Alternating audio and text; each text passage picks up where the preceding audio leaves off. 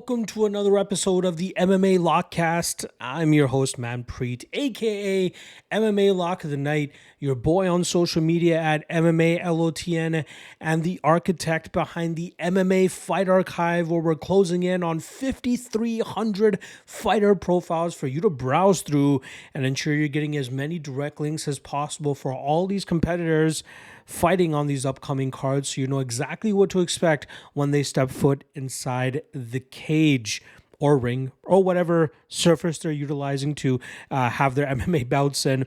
But we cover a ton of different promotions, 20 different promotions from all over the world, surpassed 110 subscribers recently as well. So check it out yourself as well. 7-day free trial. Link for that is in the description below.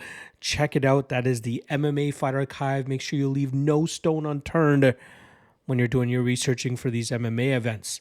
All right. This week, we're going to be talking about UFC Vegas 107 as the UFC heads back to the Apex after an off weekend. And in the main event, we got Erin Blanchfield looking to establish herself once again at the top of this division as she takes on a streaking Macy Barber, who's trying to take that spot from her and also make a statement and I believe capture her 7th straight victory. Weird card overall. Nothing that really gets me too excited here, but as we always do, we're going to break this card down for you guys in a full format. Just right off the top here, I do appreciate everybody bearing with your boy in terms of getting to this breakdown as soon as I possibly could. Now, last week I went back to my old place to pack up my remaining stuff so I can pack it in a U-Haul box and ship it on over to here to my new place. And I just got back a few days ago, but I did fall behind on some of my Fight Archive updates. So I've been busy doing that, making sure everybody has what they need for this coming week's cards, from Risen to Brave to ACA, I believe, which is next week. But ton of updates to do over there, and then to comfortably be able to research these fights for you guys so I can break it down for you guys. Took me a little bit longer than I was hoping for. So I am going to make some consolations for this week. So the usual content that I drop this week, not going to be the same. I'm going to drop this full card breakdown at MMA Lockcast. Through it, as I go through every single fight, I'll be talking about some of the props as well. So instead of dropping the prop drop for you guys on Fridays, I'm going to kind of sprinkle it into this this podcast here. And then at the end of the podcast, I'll talk about my top 3 props as well as my long shot as well. So we're going to kind of just shove that into this podcast here. I'll still drop my Lockheed 2-step / Lockheed Trinity free parlay for you guys on Friday. So stay tuned for that. But there won't be a chalk or not this week. There won't be a top 3 lock of the night candidate video. There won't be a quick picks video, all in the hopes of just saving some time. Still got some Fight Archive updates to do for you guys. So I want to be sure that I'm on top of that as soon as possible. But also, we got Cage Warriors. Let me get the number here. Cage Warriors 189 going down Saturday morning as well. I believe they have 17 fights scheduled for that card. So I still got to break that down for you guys. And don't worry, I know I missed out on the LFA 209 Legacy Warriors podcast last week. Again, time restraints, packing, all that type of shit. I tried to get it to you guys. I did do the breakdowns on the quick picks for the Patreon folks, but was unable to record a video for you guys. But I will be doing a Cage Warriors Legacy Warriors podcast for you guys, dropping Friday afternoonish. So stay tuned for that. So in terms of YouTube content for this week, we're doing the full MMA Lockcast, which I'm recording right now for you guys. We're going to do Lockheed 2-step / Lockheed Trinity free parlay on Friday, and then also the Legacy Warriors podcast. Appreciate the understanding. I'm back in full force now. So next week, we'll be back on our regularly scheduled programming. Sunday, drop the full card breakdown for UFC 316, which is the next card after this weekend's event. And yeah, I'll have more than enough time to start getting ahead of schedule once again. And you guys will slowly be seeing the background be filling up and the studio starting to come together, the lighting and all that stuff. Really looking forward to getting that because I hate this look. I hate how the camera looks. I hate the lighting. Can't do anything about it right now. Just waiting for some stuff to come in, and then I'm slowly going to be putting it together. So thank you guys. Appreciate the understanding. Appreciate the love. Appreciate the respect. But you guys are here for the breakdowns. So I'm going to quit the jibber jabbering Just a quick recap, I guess. There was no lock of the night play for the last UFC card that we had. I did a dog of the night play, but I did have a lock of the night play for the regional show that I had, and we did hit on that, so we go 21-21 on the year now, back at that 50% hit rate. Need to get it up, need to get a streak going. I do have a lock of the night play for this weekend's UFC card, and I'll likely have one for the Cage Warriors card, which I will obviously drop once I get to researching that.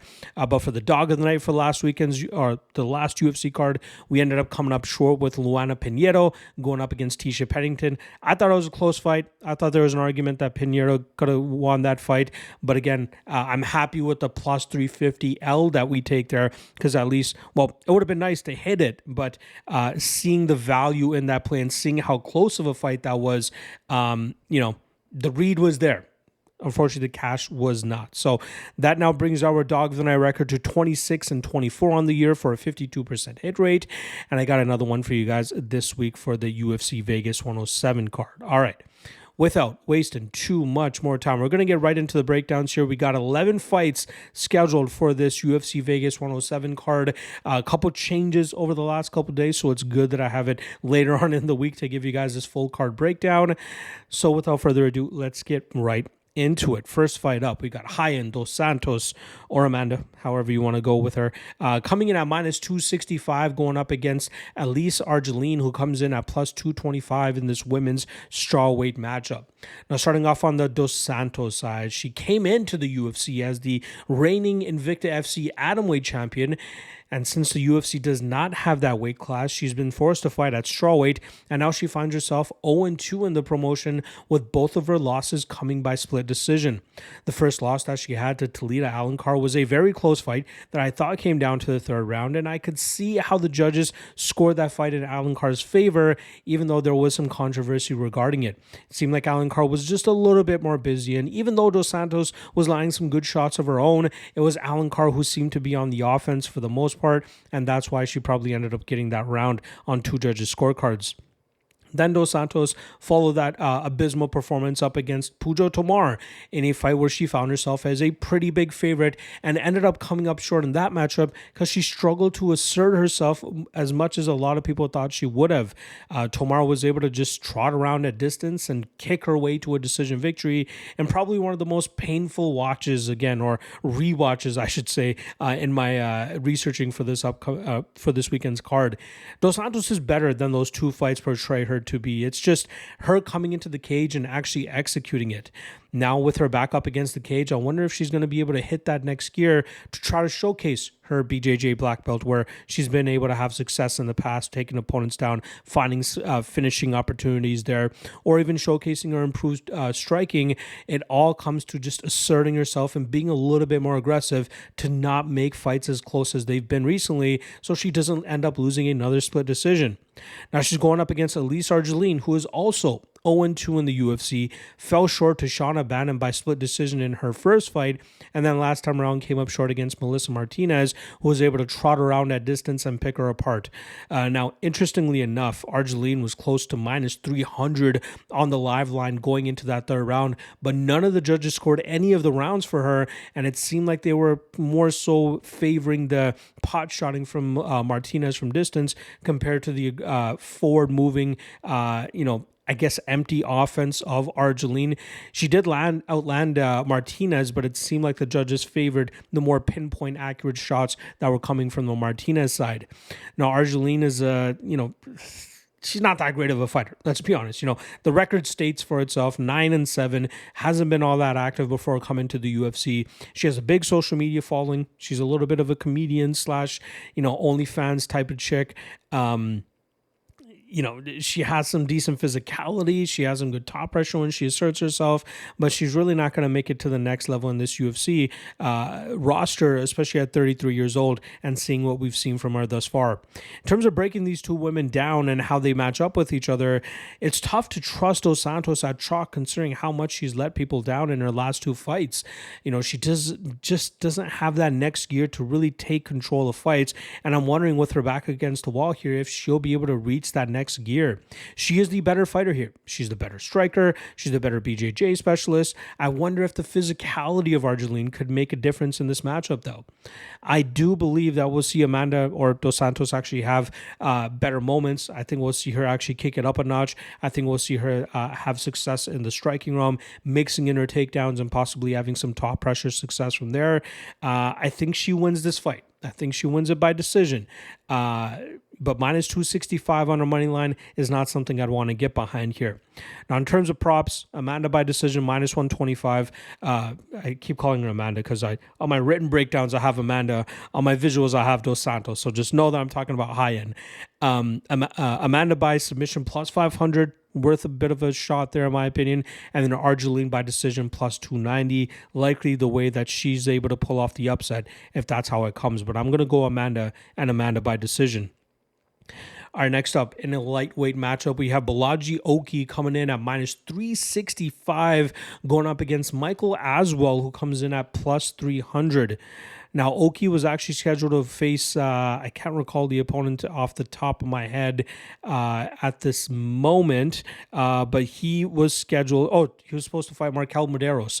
Medeiros pulls out earlier this week, and in steps Michael Aswell, who was a competitor on this last season of the Contender Series, came up short by split decision, ended up going back to the Fury FC roster, won a fight over there, and then was scheduled to fight next month for Fury FC, but gets the short notice call up, and I think he is more than worthy of it.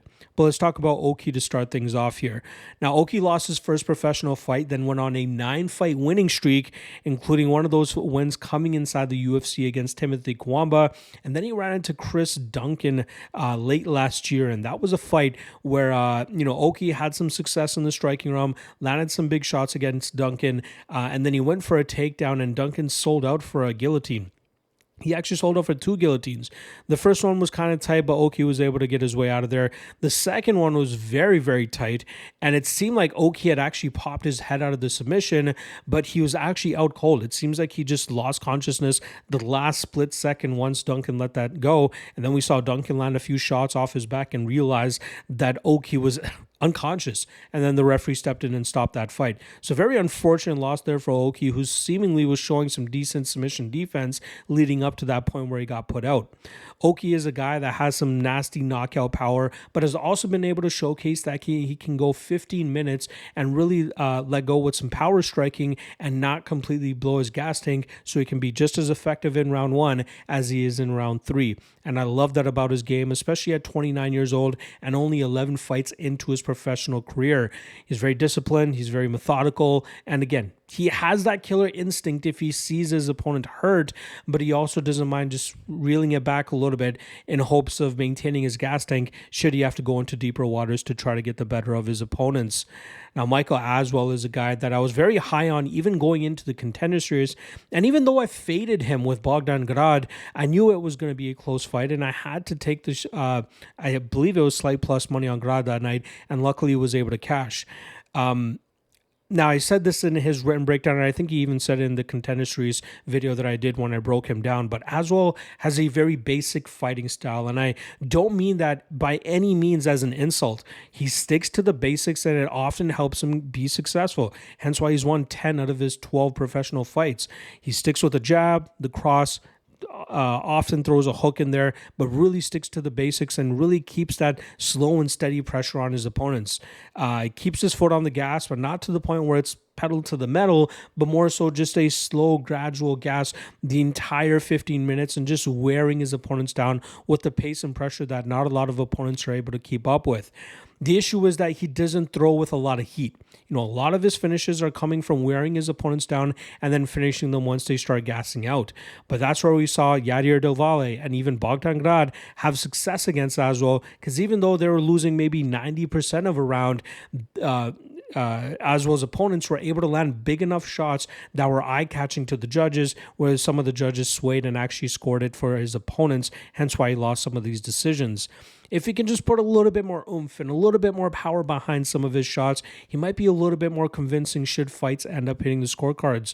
He's very durable, very tough to put away, and he's still very young in his career at 24 years old. He's a guy that has a very reliable game plan, but it comes down to the type of opponent he's going up against. If his opponents don't really hit that hard, maybe he can just utilize the style, pick them apart, and just slowly either finish them late or just win a convincing decision on the scorecards. But in this matchup against Oki, he's going up against a power puncher. Not only is he going up against a power puncher, he's going up against a guy up a weight class. Aswell is normally a featherweight, and that's what he was scheduled to fight at next month for Fury UFC, but he's taken this short notice opportunity going up a division, as we often see with short notice UFC debutants, in the hopes of just getting into the UFC. If he wins, hey, great, he gets the dub, but at least he gets into the UFC, takes this tough opportunity, and knows that he can really get back to his actual weight class of 145 pounds in his second fight and really start making his mark that way. So it's a win-win situation for Aswell regardless. My issue is he's fighting a bigger guy here. He's fighting a more powerful guy. He's going to be at a 2-inch height disadvantage as well as a 4-inch reach disadvantage, but it's going to be just the size and the power in which Oki lands with that's going to cause Aswell some trouble. I'm not saying he'll knock Aswell out, but I think he lands the more eye-catching shots, and that ultimately allows Oki to get his hand raised here. I'm going to go with Oki by decision. Props aren't released as of yet, at least at the time of this recording. The over 2.5 around -140, -150 has been intriguing to me. I don't know if I'll end up pulling the trigger, but that's the one that really caught my eye in this matchup. Again, Aswell, if his durability holds up as it normally does, I think Oki just picks him apart, lands the bigger shots, and wins this fight on the scorecards. And then on the flip side, I think it'll be hard for Aswell to put Oki away. So regardless, I expect this fight to hit the scorecards, but I'm going to go Oki and Oki by decision. All right, another short notice matchup that was put together here. We got a catchweight bout as we have Giles coming in at +140, going up against Andreas Gustafsson, who comes in at -160. Now, we'll start off on the Giles side of things, who's on a 3-fight losing streak and seemingly fighting for his UFC roster spot here. And the card is kind of stacked against him in this spot. Now, last time around, we saw him come up short against Mike Malott in a very un-Giles-like and even un-Malott-like performance, where we saw Malott really control the pace, really slow things down compared to the fast-paced killer instinct Malott that we normally see. And I think a lot of that had to do from him gassing out against Neil Magny, and then the Giles fight was his ability to just try to bounce back and get back in the win column. And Giles kind of just let him fight at his pace. He didn't showcase his consistent jab, the speed that we normally see from him, the consistency in just terms of staying active enough with his volume and his output, because that is best. Giles, BJJ black belt, doesn't often lean on the grappling side of things, but more so just trying to outstrike his opponents, either looking for the knockout or just trying to pick them apart enough to win fights on the scorecards. But it seems like his durability is trying to take a bit of a hit, and that's where a lot of the question marks really start to come to Giles.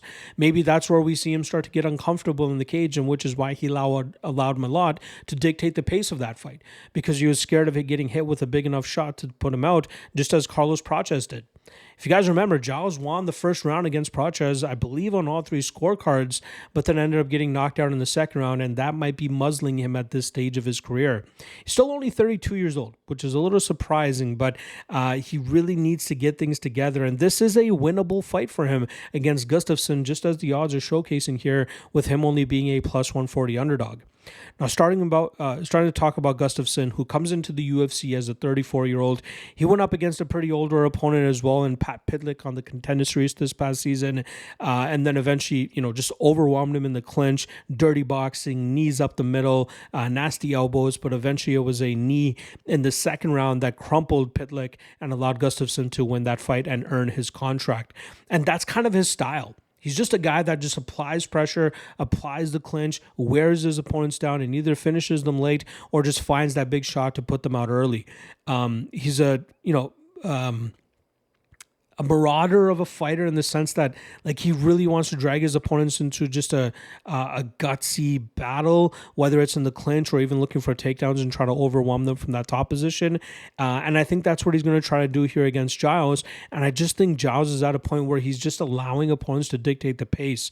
If there's something in Giles that sparks him to be like, hey, I got to go back to what made me successful in the UFC earlier, and that's just staying consistent with the jab, blooding the nose of his opponent, sticking and moving, staying at range, maybe he could be successful there. But I think he's going to struggle to do that here against Gustafsson, who's just too strong.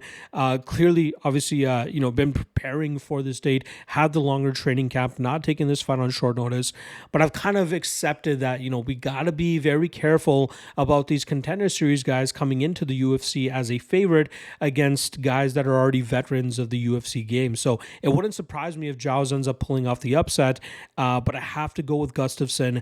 I'm going to go Gustafsson knockout, plus 185 is the prop that I'm honing in on here.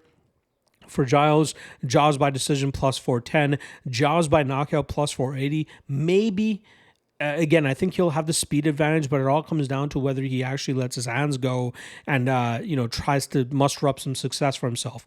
But I think he's going to struggle to do that here against Gustafsson, who should be able to control him in the clinch, wear him down, and then eventually finish him in the second or third round. Next up in the lightweight division, we're going to be talking about Kurt Holobaugh coming in at plus 195, going against the returning Jordan Leavitt, who comes in at minus 230. Now, starting off on the Holobaugh side of things, who came up short against Alexander Hernandez just about 2 months ago in a fight that was, seeming like the momentum was very much in his favor. Holobaugh is a guy that likes to apply pressure and slowly wear his opponents down with combinations, thudding shots, loves a calf kick, and often utilizes his BJJ black belt defensively whenever opponents look to shoot desperation takedowns. He's caught a couple of guys in guillotines and rear naked chokes by scrambling and making it very difficult for guys to establish that top position. But there are also cases where guys are able to just easily take him down and hold him on his back, and he doesn't really, seem too urgent in terms of working back to his feet. The Trey Ogden fight was a perfect example of that, where it was clear that he was getting the better of these striking exchanges, but that once Ogden was able to establish that the half guard position, it didn't seem like Holobaugh had much answers in terms of working back to his feet. We saw Holobaugh actually pick up a victory in his following fight against Kenan Khrushchevsky, where he was able to dictate the pace, walk Khrushchevsky's down, land big shots, batter him on the feet, and eventually win that fight on the scorecards. And like I said, in the Hernandez fight, he lost the first round. Second round, he was battering Hernandez and actually bloodying him up until Hernandez landed a takedown with about a minute and a half left in that second round. And that was enough for one judge to score that round for Hernandez, while the other two scored it for Holobaugh. And it was pretty much 1-1 going into that third round, and then right away Hernandez got back to the takedown, and Holobaugh was just too accepting of being on his back, throwing up submissions that Hernandez was able to quickly thwart and just get back to a dominant enough position to keep that fight on the ground. That's been my issue with Holobaugh. It's just being too accepting of fighting off of his back. I get it. He's a BJJ black belt. He can throw up some submissions and catch some guys, but then if he, fails on the first two attempts or submission attempts, he's got to be more urgent with working back to his feet, because that's where he's often able to break opponents with his combinations and with his calf kicks. Now, he's going to have to rely on that heavily here against a guy in Jordan Leavitt who hasn't seen action, I believe, since November of 2023. And that night, he ended up getting submitted by Chase Hooper in the first round of their matchup in a very back and forth, scrappy scramble fest. But ultimately, it was Chase Hooper who was able to get a nasty rear naked choke after, I believe it was like a heel hook scramble, where he ended up getting the back of Leavitt and immediately getting that rear naked choke. Very fun battle as long as it lasted. But Leavitt, I've long said, is one of the worst fighters that's been in the UFC until he gets fights to the ground and starts showcasing his BJJ, where he's been able to get the better of Matt Sales, Trey Ogden, and then he quickly actually knocked out Victor Martinez in his last victory. He actually came up short against Paddy Pimblett as well, who was able to get a submission win over him, but he is a guy that needs to get fights to the ground to have any success. In the striking realm, he leaves a lot to be desired. He throws a lot of flashy kicks, tries to stay active from distance, but outside of that, it's all a facade to try to eventually mask that takedown behind it so he can eventually get fights to the ground where he finds himself most effective, either getting TKO positions, submissions, or even just grinding opponents out from that top position because he is so good at maintaining that top that full guard position, or even advancing to the half guard, side mount, full mount. He's very good at those positions. And I think that's where Holobaugh is going to struggle here.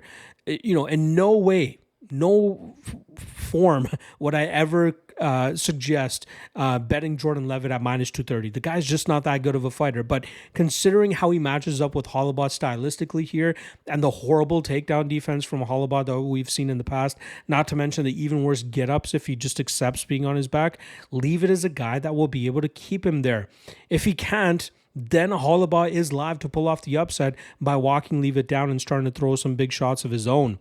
I think Leavitt's going to make it very difficult for Holobaugh to get off on that type of style. I like the over 2.5 in this matchup, as well as I think a lot of it will look like Leavitt just grinding Holobaugh out. Holobaugh, very difficult to put away. Leavitt, normally hard to put away. I don't think Holobaugh has the type of BJJ that's going to be able to catch Leavitt in a submission or anything here. I expect this just to be a grind fest from Leavitt, maintaining that top position, grinding this fight out, and winning it on the scorecards. So like I said, fight goes to decision -135, Leavitt or Leavitt by decision +130, Holobaugh by decision +500, and in the off chance, Holobaugh by knockout +600. I just don't think he's going to be able to maintain top or get back to his feet long enough to come through with that knockout prop though. All right, next up in the flyweight division, we're talking about Filho coming in at +130, going up against fellow Brazilian Alan Nascimento, who comes in at -150. Now, starting off on the Filho side of things, he rides a 2-fight winning streak with both of those wins coming by finish, submitting both Daniel Barres and O'Day Osborne, and showcasing how dangerous he could actually be. He even showed some glimpses of success against Mohamed Makhachev back in his UFC debut, but he ended up getting submitted at the ending of that third round after he had a very tight, I believe it was a knee bar, where he clearly injured Makhachev, but Makhachev gutted it out and eventually got a submission of his own. Filho is a BJJ black belt, and that's where he gets to his game. If he knows he has an advantage over his opponents, just as he had against Barres and Osborne, he gets to it without much fuss, gets to a dominant position, and quickly gets finishes. But on the feet, he's pretty fun too. He's pretty dangerous as well, throwing with solid combinations. He loves the calf kick. He loves to just walk opponents down and stalk them. He'll mix in takedowns very well behind those strikes if he feels like he can get that the better of his opponents there. But he still feels very comfortable in the striking realm, and he has an impressive and underrated 16-3 record, still at 32 years old. Now, he hasn't competed in a while now. I think the last time we saw him in action was March of 2024, and he was actually scheduled to fight Nascimento in August, but Nascimento pulled out. The fight was canceled, and Filho ended up taking a grappling matchup in December against Amir Albazi and actually beat him. So a solid feather in his cap, even though it wasn't mixed martial arts, to be able to go out there and do that to a guy like Albazi, who normally has a very solid wrestling game of his own. Very solid for Filho to have that on his record now. Now, going up against Alan Nascimento, who's on a 2-fight winning streak of his own, he was able to outgrapple Jake Hadley, and then he eventually submitted Carlos Hernandez last time around. He's another guy that went up against a very tough fighter of Russian descent in Tagir Ulanbekov. Lost that fight by split decision, but very, very close fight. Where he showcased some solid work with his BJJ, some scrambling positions, was able to have some success of his own, but ultimately ended up losing that fight on the scorecards. He's a guy that gets to his BJJ pretty quickly. He wants to get opponents to the ground. I'm not overly impressed with his wrestling. It's more so finagling his way to getting the back of his opponents and just wearing them down from there.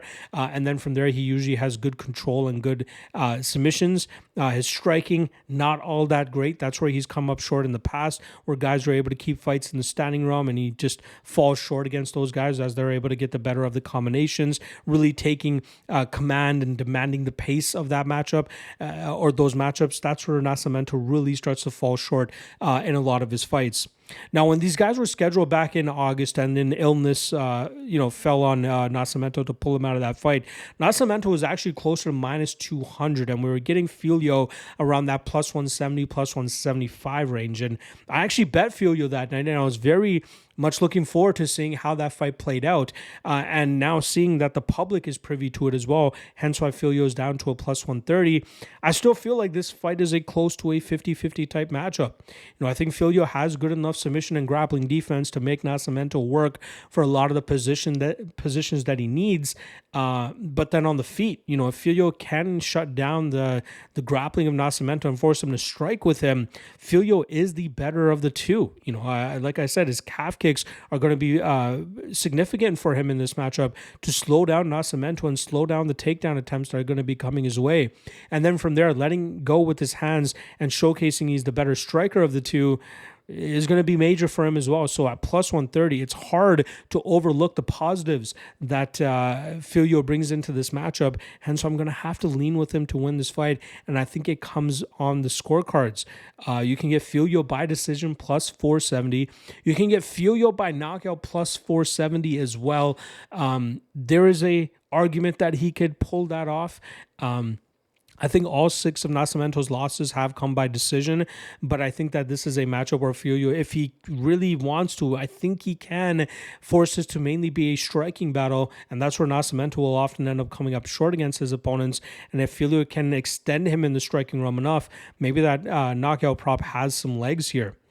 Nascimento, if he wins, probably by decision plus 145. Nascimento by submission plus 470. We saw Mokaev get that submission over Filho, but that was a action-packed fight, a lot of scrambles, and I wonder if Nascimento will have enough gas late in the fight to try to pull off what Mokaev was able to do.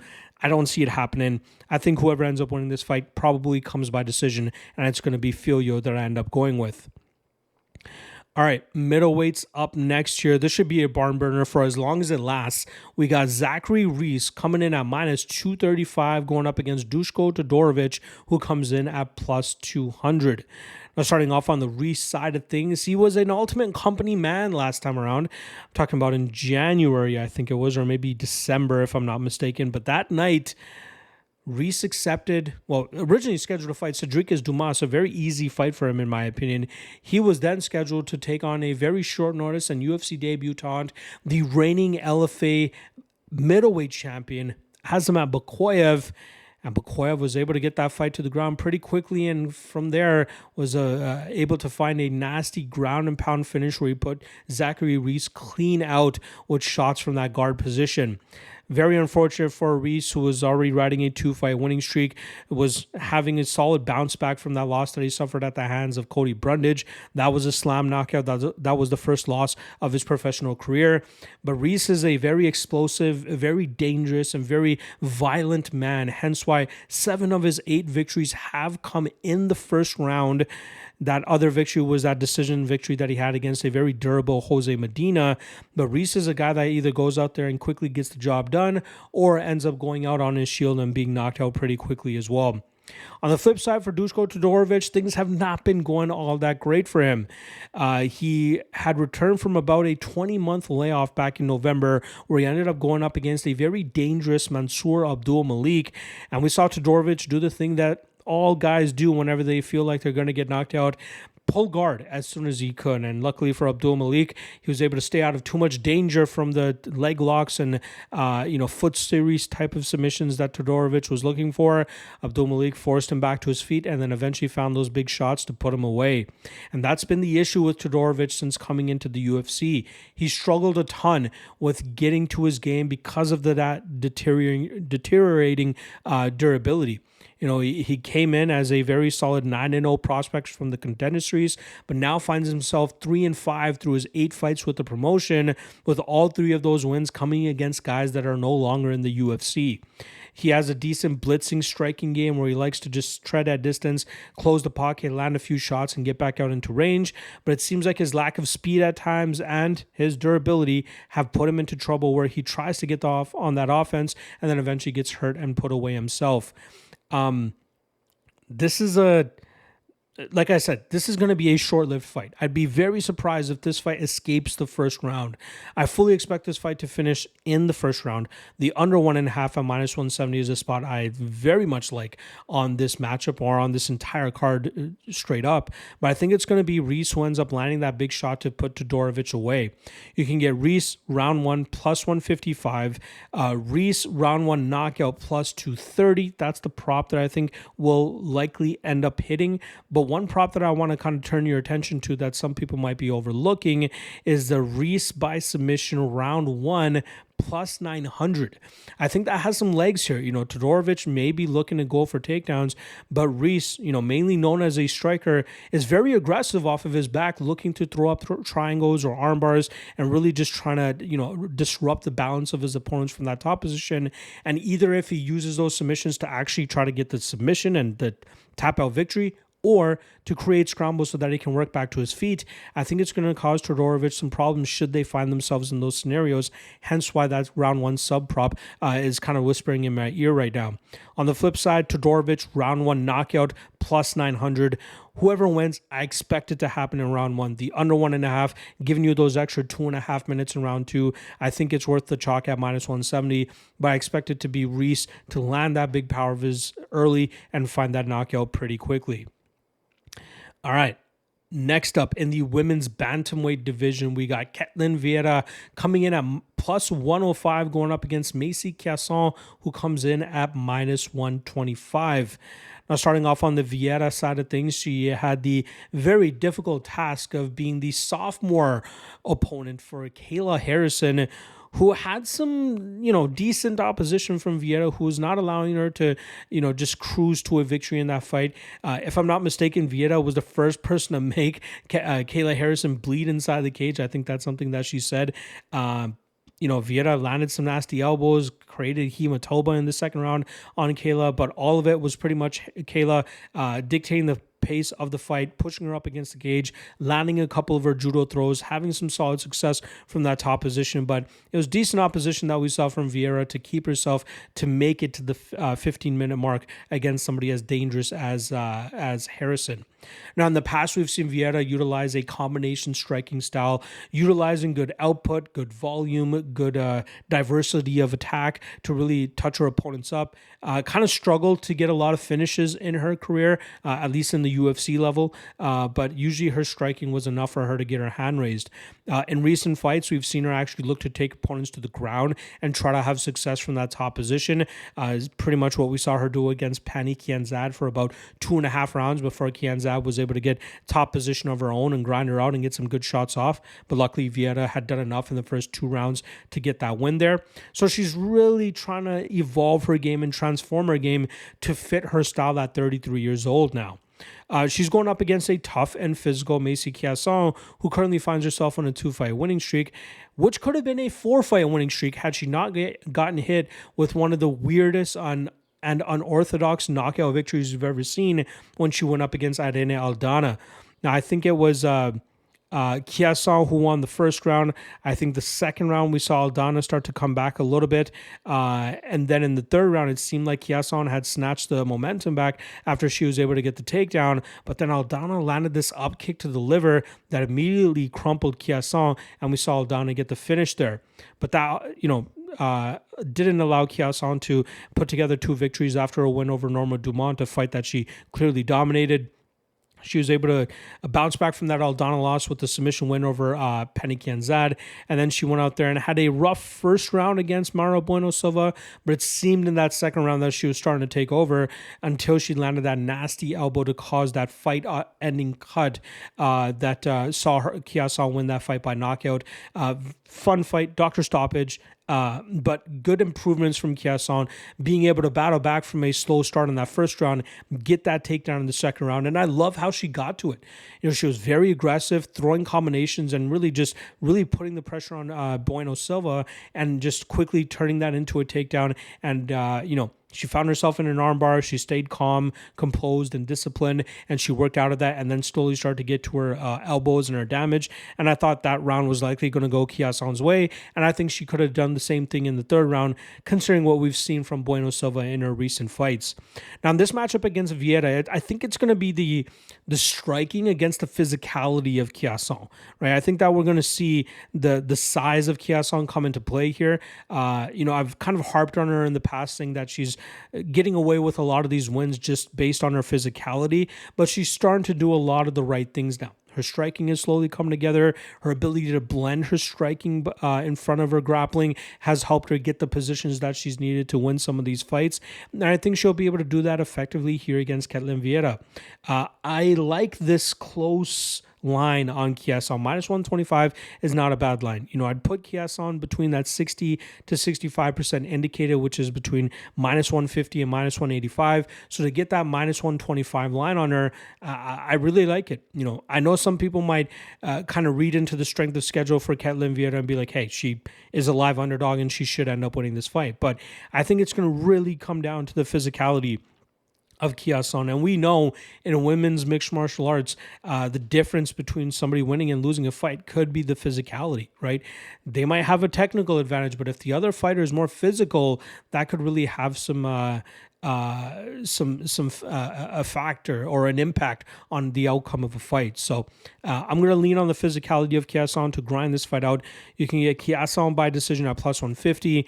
On the flip side for Vieira, her to win by decision plus 175. We know this fight's likely hitting the scorecards. Neither girl potent finishers. I know Chiasson a little bit more than Vieira, but I'd be surprised if Chiasson gets Vieira out of there by finish. I think it's going to be by decision. All right, next up, we got Dustin Jacoby coming in at minus 200 in this light heavyweight matchup going up against Bruno Lopes, who comes in at plus 170. Now, starting off on the Jacoby side of things, he's coming off of a nasty knockout victory over Vitor Petrino in a fight that was 1-1 going into that third round. But luckily for Jacoby, he kept the judges out of it, landed that big shot, and crumpled Petrino. I don't think a lot of people saw that fight playing out that way. Myself, I thought it was going to be Petrino kind of just dictating the pace, might get outstruck or out-volumed a little bit, but it was just going to be a matter of time before he landed that big shot to put Jacoby out.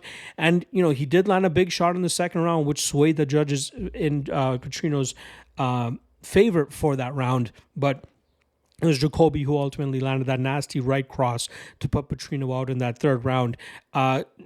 Stagnant fight, tepid pace striking matchup that night, but that's Jacoby's style. He's a volume-based striker, nasty kickboxer, likes to throw straight combinations, loves to utilize his kicks to kind of maintain his opponents at distance, but it's really been his durability and lack of being able to have a poker face when he gets hit with a big shot, right?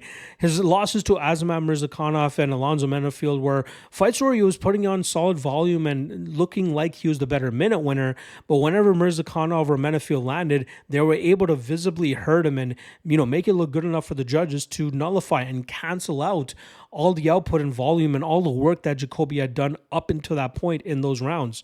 And there are even rounds where he gets hurt and still comes back in those same rounds to try to put some volume back together. But again, the significant and more eye-catching moment comes from his opponents who are able to land those big shots and steal those rounds back. So often Jacoby is a guy that's focused or forced to fight as clean of a fight that he possibly can so that he can get his hand raised. I know he's won his last two victories by knockout, but he is a guy that more so leans on winning these fights by decision because that knockout doesn't always transpire for him. And if it doesn't, he's got to be sure that he's not getting put on roller skates whenever he's getting hit by some of these guys. Takedown defense, normally on point as well. It's very hard for a lot of guys to take him down in recent fights. Since the Iwan Kutalaba fight where he got taken down, I believe, a total of 8 or 9 times.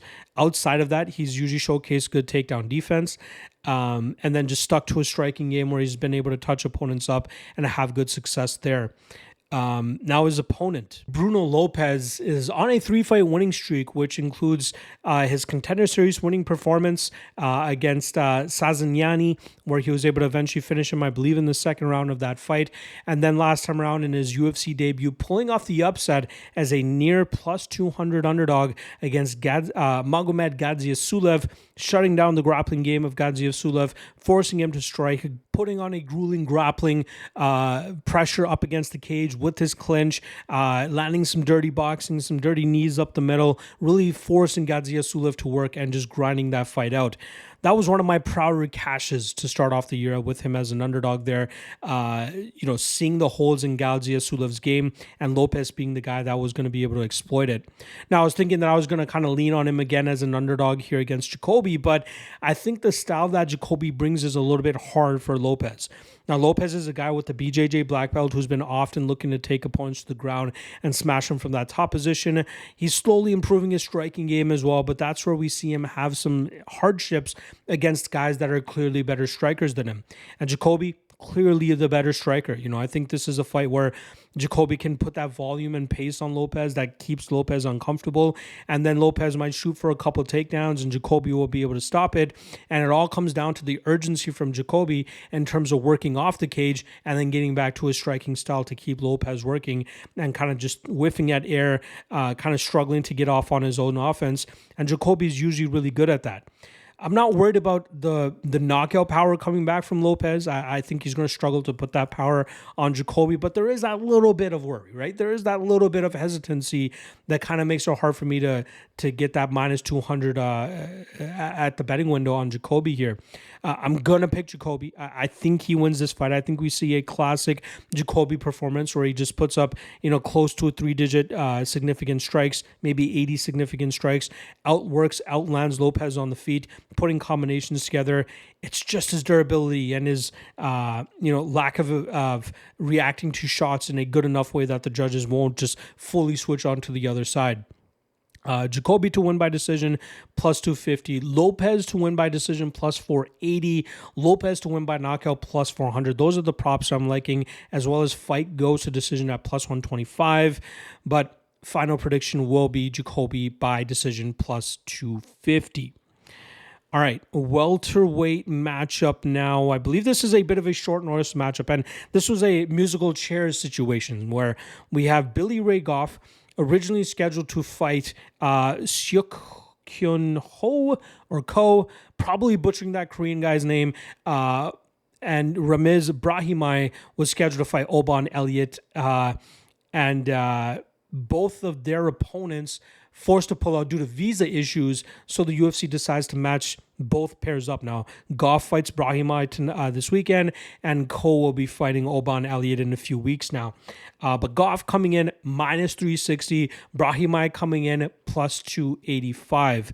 Starting off on the Goff side of things, he came up short and had his winning streak snapped last time around against Trey Waters in a fight where I thought he had the perfect style to cause Waters a ton of trouble. It was a tall task, pun intended, for Goff, as he was forced to overcome a 7-inch height difference where, Waters was able to utilize that distance effectively, causing Goff to consistently come into no man's land and really just picking him apart with those shots down the pipe. But Goff was having some success in terms of crashing the pocket and landing some decent shots of his own, but it was clear that Waters was landing the more precise shots, the more effective shots, and that's what the judges ended up scoring in their favor. But it was Goff, the one on the gas the entire time, trying to keep Waters working and trying to keep him in a defensive position, but luckily for Waters, he was able to let off on enough offense that the judges would have ended up scoring that fight in his favor. Goff is an all-gas kind of fighter. Even if he puts together a 3-fight losing streak, I feel like this is a fighter that the UFC would give a fourth opportunity to because of how he fights.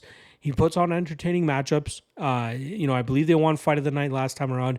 He likes to move forward. He likes to try to put his opponents away as quickly as possible. 8 of his 12 fights have finished inside the distance, and that's just the type of fighter he is. Slow, gradual, breaking down of his opponents with his grappling, with his forward movement, and I love his style. He's 20 26 years old still, if I'm not mistaken. I could be wrong on that, but I have my graphic as 26. I'm going to have to double check that after.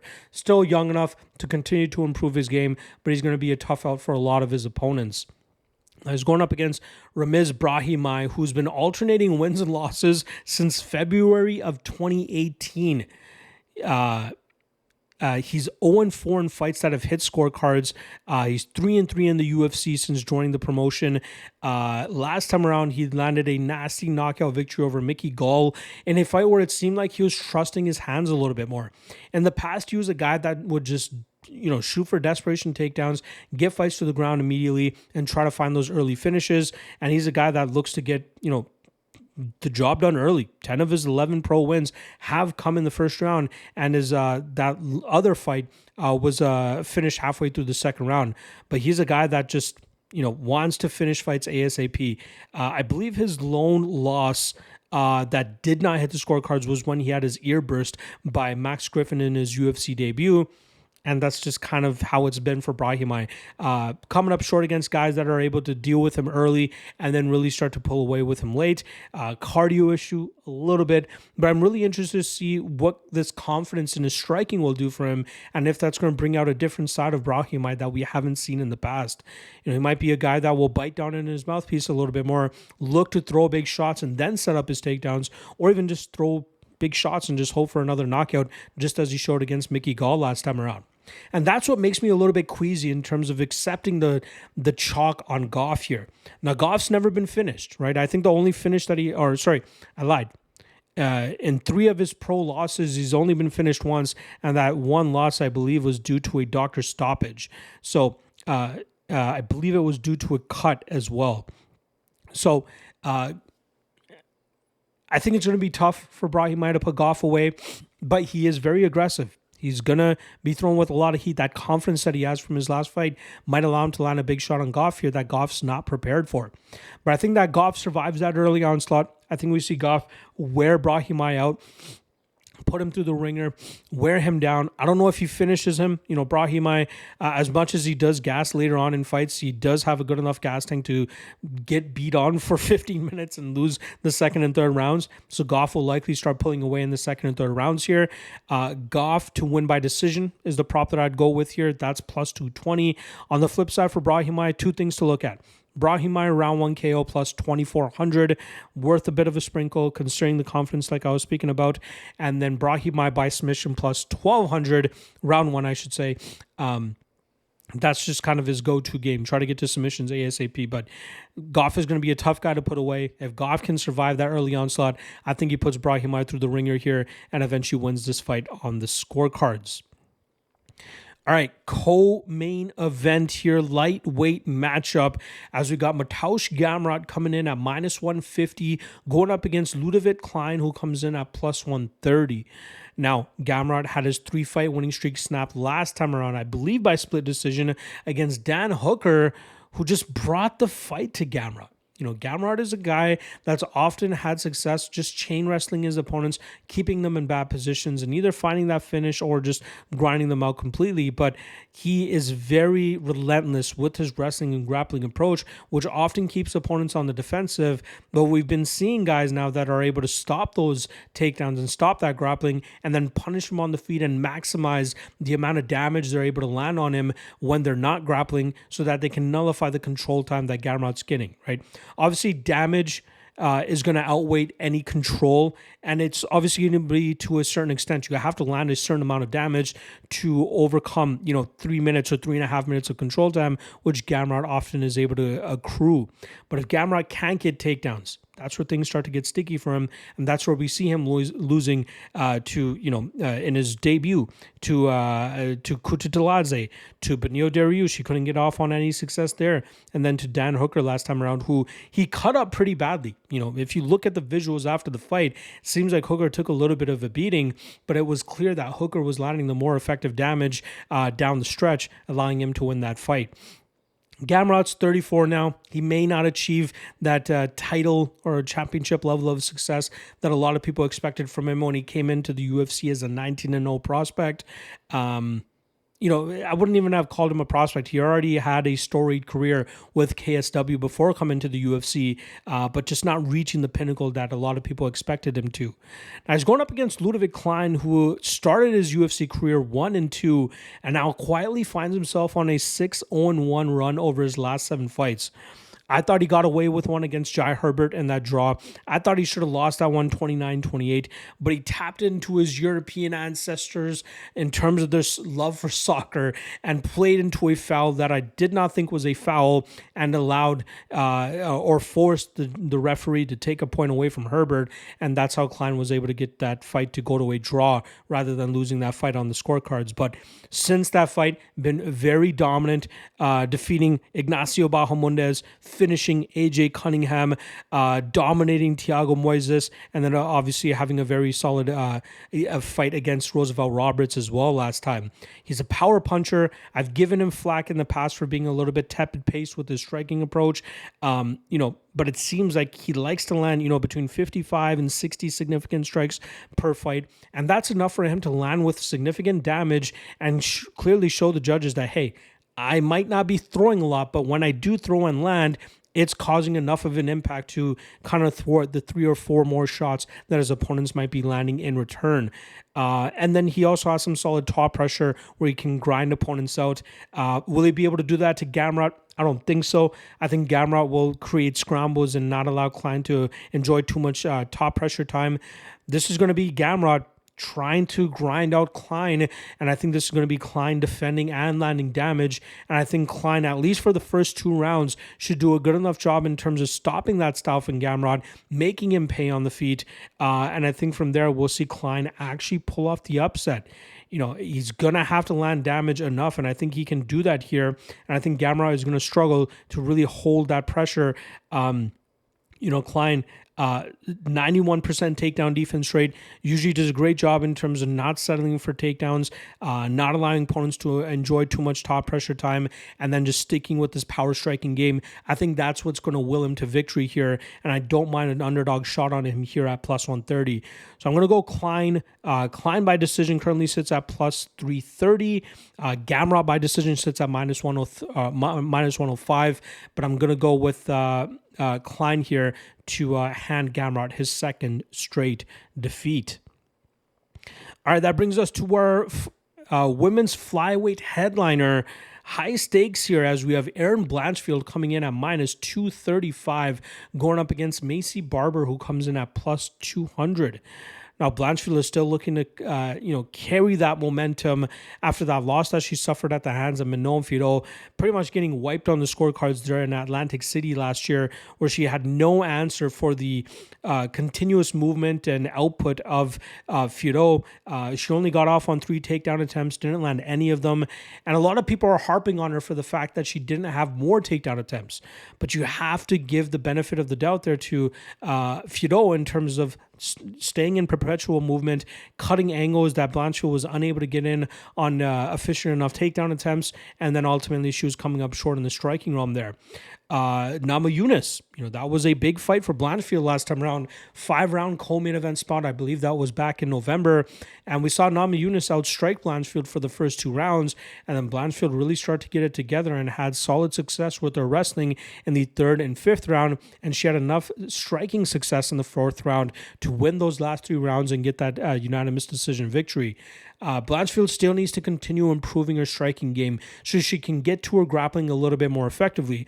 Because as we've seen in past fights, once she asserts that top position, it's very hard for opponents to deal with her, getting them off, getting her away from that top position. She's very crafty with getting to submission positions as well, where opponents often find themselves forced to tap out or going out cold.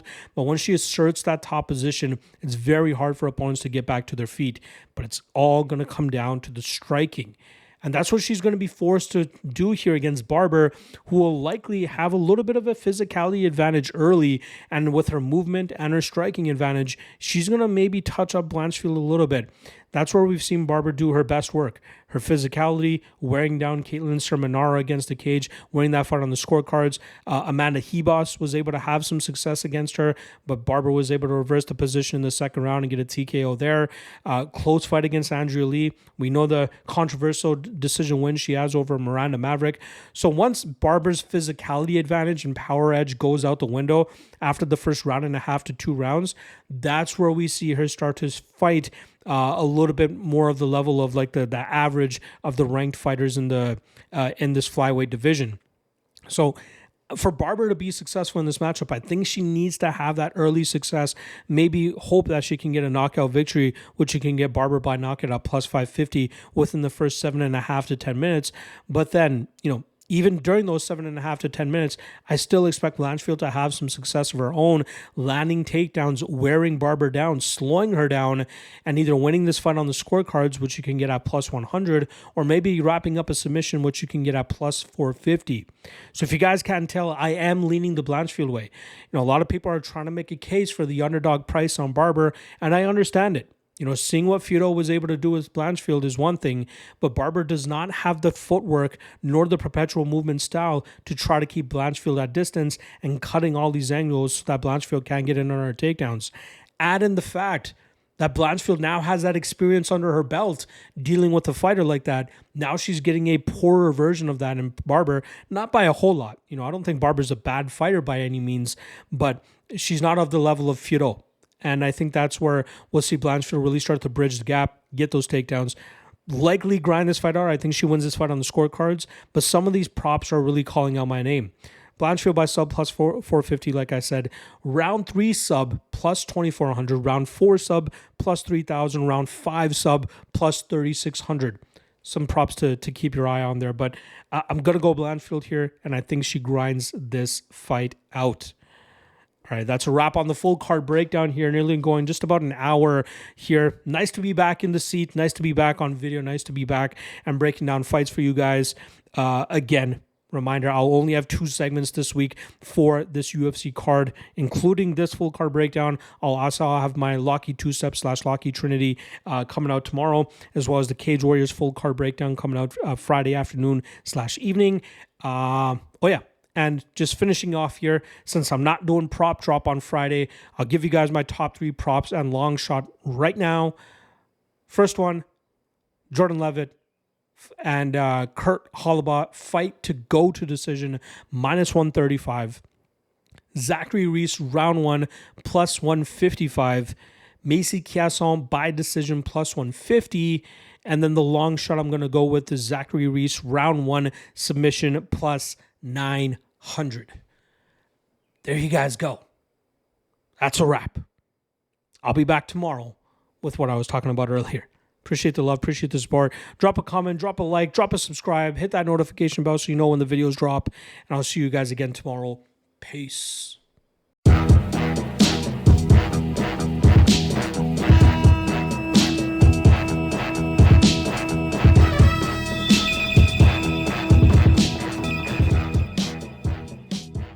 Last thing.